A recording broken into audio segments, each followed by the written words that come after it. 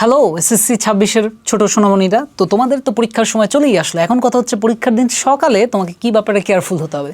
So পরীক্ষার দিন সকালে মানে প্রথম পরীক্ষা 21 এপ্রিল বাংলা পরীক্ষা, সেটার দিন সকালে তুমি যেই ব্যাপারে কেয়ারফুল হবে সেটা হচ্ছে অবশ্যই তোমাকে খেয়ে যেতে হবে। কেন খেয়ে যেতে হবে? অবশ্যই নাস্তা করে যাবে। তোমরা অনেকে যেটা করো, তাড়াহুড়োয় আর খাওয়ার কথা মনে থাকে না, তাই না? পড়তে থাকো, পরীক্ষার আগের মোমেন্টে তোমাদের হুশ হয় যে এই আরেকটা রচনা দেখে যাই, আরেকটা লেটার কেমনে লিখতে হয় সেটা দেখে যাই। এগুলো কোনো কিছু দেখার দরকার নাই। যা পড়ার তুমি একদিন যা পড়ছো, পরীক্ষার দিন সকালে তুমি পড়ে আর নতুন কিছু শেখার আসলে নাই। তো তুমি যেটা করবা, পরীক্ষার দিন সকালে তুমি প্রপার একটা খাওয়া দাওয়া করে, একটা ব্রেকফাস্ট করে দেন পরীক্ষার হলে ঢুকবা। কারণ যদি তুমি খাওয়া দাওয়াটা কম করো, পেটে ক্ষুধা লাগলে কিন্তু ব্রেইন কাজ করবে না, ব্রেইন মগজ তোমাকে সায় দিবে না।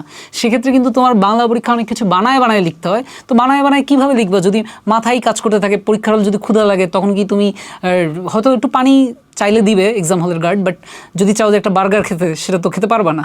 সো বেসিক্যালি অবশ্যই ভালো মতো একটু খেয়ে দিয়ে ঢুকতে হবে। খেয়ে দিয়ে ওয়াশরুম ইউজ করে দেন ঠান্ডা মাথায় চোখে টোকে পানি টানি দিয়ে দেন পরীক্ষার হলে ঢুকতে হবে প্রপার কনফিডেন্স নিয়ে, এবং যাতে পরীক্ষাটা হয় নাম্বার 1।